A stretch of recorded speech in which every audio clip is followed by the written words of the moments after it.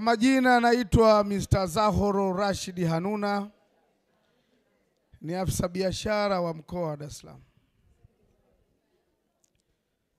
Nimealikwa kwenye kongamano hili kuja kutoa ufahamu kuhusiana na upatikanaji wa leseni, lakini pia urasimishaji wa biashara. Anatoka hapa mtaalamu wa BRELA na mimi nitazungumzia hizi leseni zetu. Zina mifumo ziliko za aina mbili. Sasa na leseni ya gari tu. Leseni ya gari kuna klasi A, D mpaka E huko mpaka C. Leseni zetu zina class mbili, class A na B. Class A, leseni za class A ni zile ambazo zinatolewa na wenzetu wa BRELA. Kwa maana hizo zinaenda kimataifa au zinaenda nchi nzima.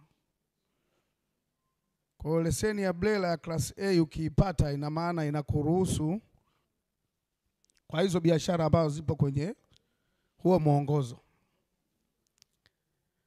Lakini leseni za class B ni leseni ambazo zinalipishwa kutokana na halmashauri uliopo.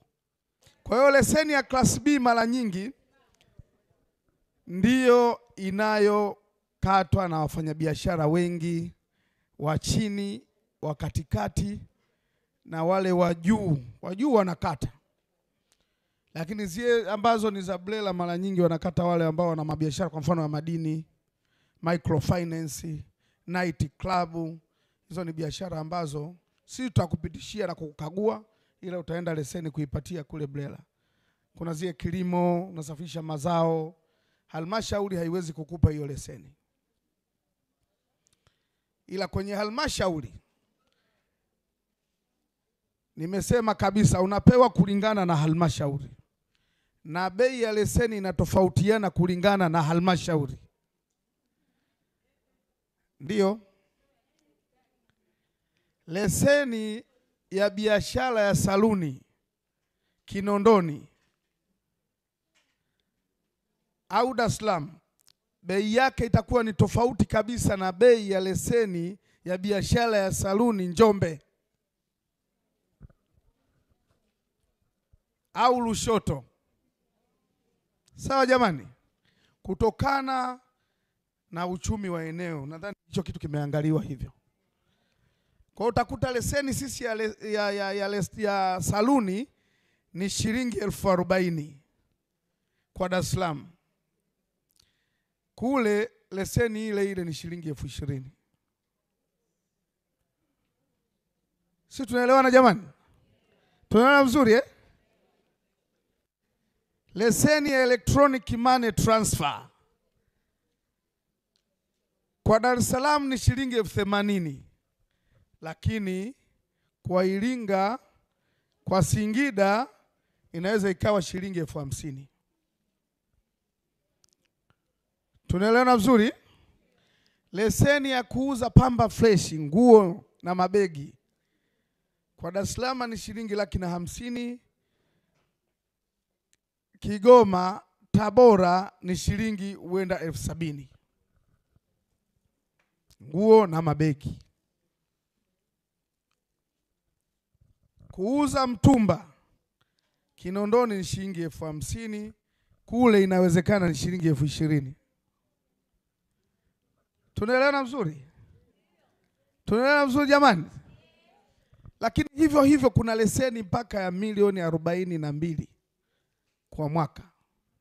Ipo hiyo leseni. Leseni ya mkandarasi class 1 foreigner ni milioni 43 kwa Dar es Salaam. Tuko sawa jamani? Na leseni ile akiikata Kinondoni, na maana anafanyia shughuli zake Kinondoni. Akienda kufanya kazi Singida, kule utakata leseni kutokana na eneo lile. Sawa jamani? Ambayo itaambana na city service levy, lakini tuiache city service levy tuiache. Leo nazungumzia leseni ndio zangu. Tumeelewana jamani eh? Kwa hiyo halmashauri ndio zinazokata hizi leseni za class B kwa sababu zenyewe ni chanzo cha mapato. Kwa hiyo ukienda Ilala utakata leseni kutokana na Ilala. Lakini kama unahamisha biashara kutoka hapa kwenda Ilala, inaweza kuhamishika kama kawaida. Ukifika kule inahamia kule, huku inaondoka, utasomeka kule. Tunaelewana wakina mama wafanyabiashara wa nguvu? Lakini vivyo hivyo sasa, ukiwa na maduka mawili Kinondoni, una duka la kwanza Kinondoni, una duka la pili Tegeta. Ina maana utakuwa na main ambao ni principal duka kubwa, na Tegeta kutakuwa na duka dogo. Hiyo ni branch.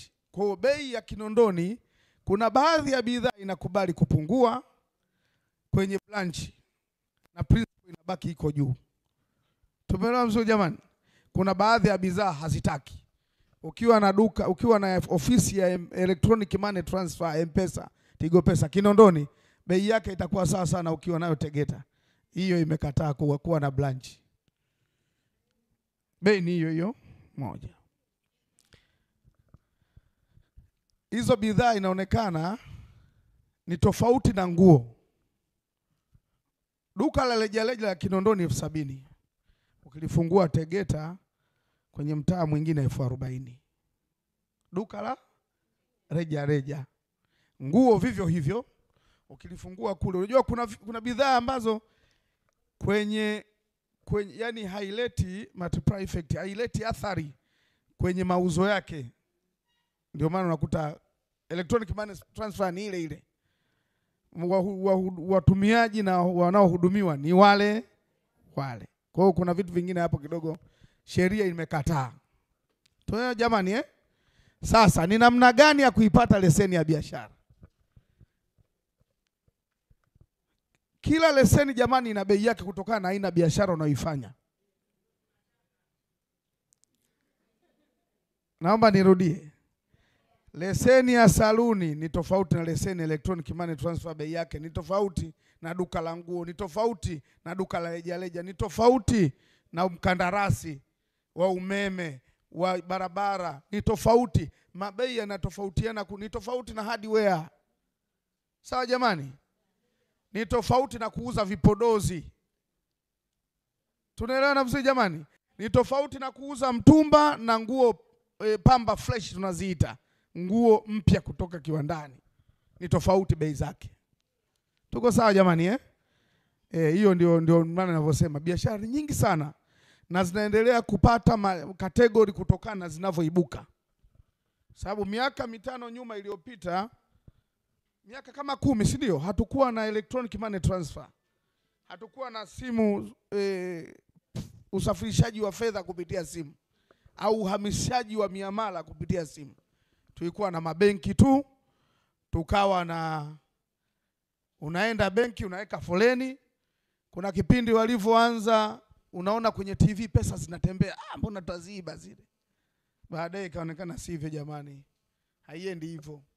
Kwa hiyo mambo yamebadilika sana. Kwa ile biashara haikuwepo. Lakini kwa mujibu wa sheria mwaka 1976 ya leseni ya biashara kifungu namba 6 na amendment nyingi, maboresho yameendelea kuja kila mwaka. Ikitokea zinaongezeka zinaongezwa, tokea zinaongezeka zinaongezwa. Kitokea aina ya biashara haikuwepo, watu hawakuwa wanauza mkaa huko nyuma. Saa hizi mkaa unauzwa, umeingia kwenye mfumo. Kuna mkaa ule wa shamba na kuna mkaa nishati mbadala, si ndio? Na yenyewe sasa hivi inauzwa. Tuko sawa jamani? Ni tofauti. Kwa hiyo huko nyuma hakukuwepo na nishati hiyo mbadala ya mkaa, sasa hivi ipo. Ina maana imeingia kwenye mfumo. Inalipiwa na ina leseni yake. Huo mkaa wa kawaida ambao tunauondoa una leseni yake na vibali vyake. Wenzangu wako hapa, maafisa wanaohusika na masuala ya maliasili na misitu kama wapo, nadhani watakuwepo. Sasa tuende ni namna gani ya kupata leseni ya biashara. Jamani tupo? Tunasikizana vizuri? Namna gani ya kuipata leseni ya biashara? Miaka 3-4 nyuma, leseni ilikuwa inapatikana kwa kwenda ofisini. Ofisi za biashara, wewe unatoka hapa mpaka kwa mfano Kinondoni Manispaa, ndio unaenda pale kujaza fomu. Ukishamaliza fomu itaangaliwa, utaenda utakaguliwa. Ukishamaliza watu watakuja watakadiria. Wakishakadiria utaulizwa maswali mengi, utatakiwa uambatanishe viambatanisho vingi kidogo. Lakini sasa hivi miaka sasa inaenda 3, mfumo wa leseni umebadilika. Kutokana na ubora na ufanisi wa serikali ya Jamhuri ya Muungano wa Tanzania, inatakiwa sasa hivi unachukua leseni nyumbani kwako umetulia, unachukua kisimbuzi chako hiyo simu janja hizo, simu janja zenu hizo smartphone, japokuwa mnazitumia kuchungulia mambo mengi, lakini hiyo sasa unaitumia, unakaa zako pale, umeweka kibando chako, unaanza kuingia Tausi.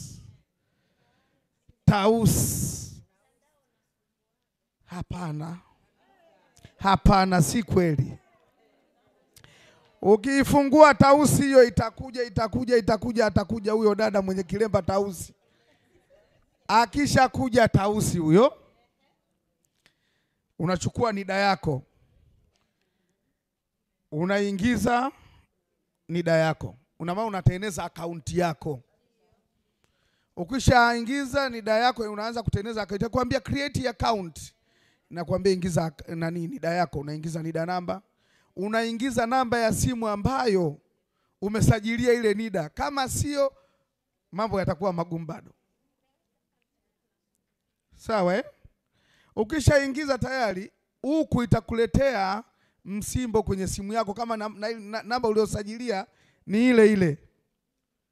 Itakuletea, kuna namba itakuletea huko kwenye simu. Vinamba viko 6 tu. Namba nzuri hivi zinaweza kuja nzuri, ukabahatika tu ukapata namba nzuri zote. Ukizichukua zile namba unaingiza pale, itakuletea vidraft fulani hivi. Unaingiza pale. Ukishaingiza itafungua tena. Ukifungua sasa, sheria ya leseni za biashara, unatakiwa uwe moja na utambulisho wa mlipa kodi ambao ni tini. Sawa jamani, wenzangu wa TRA wako wataweka mambo sawa. Washaweka mambo sawa Itakwambia uwe na tax clearance kama wewe unataka kupata leseni. Maana leseni ni dili mjini. Leseni ni dili mjini, usio kajiita mfanyabiashara mdogo. Ukijiita mfanyabiashara mdogo, wewe bado hutakuwa. Leseni ndio mkopo, ndio kila kitu. Ukishaingiza unachukua taarifa zako, kwa maana ya kopi ya tini, kopi ya kitambulisho chako cha NIDA, tax clearance, mkataba wako wa pango, unaambatanisha pale. Kama wewe huna kampuni, unasoma jina lako Neema Mwinjuma, Neema Paskali.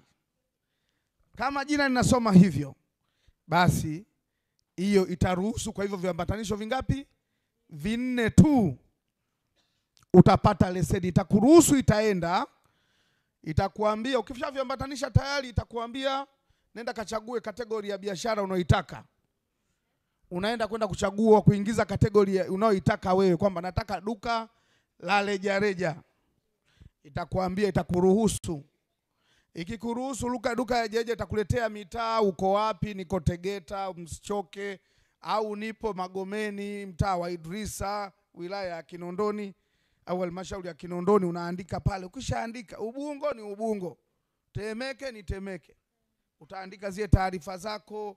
Ukishaingiza NIDA, vitu vingine vitakuja mle, hutakuwa na haja ya kuviandika. Itasonga. Utakishamaliza pale, utatuma.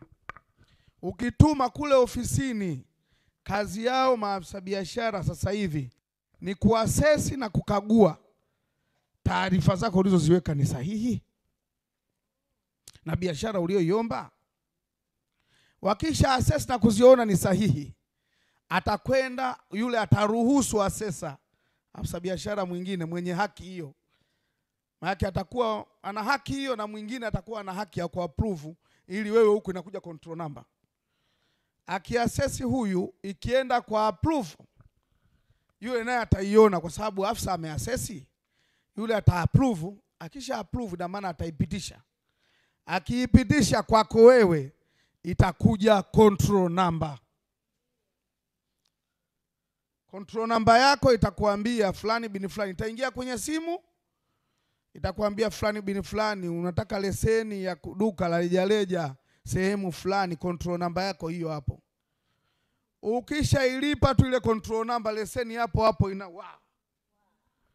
mambo hapo hapo. Sema wote sema mambo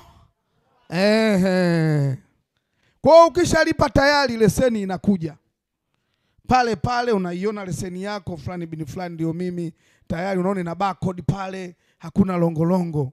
Una print kama ni benki Faster, NMB unawapa mzigo huu hapa, wanakuambia viambanisho vingine unachukua hela kabla saa 6 unaondoka.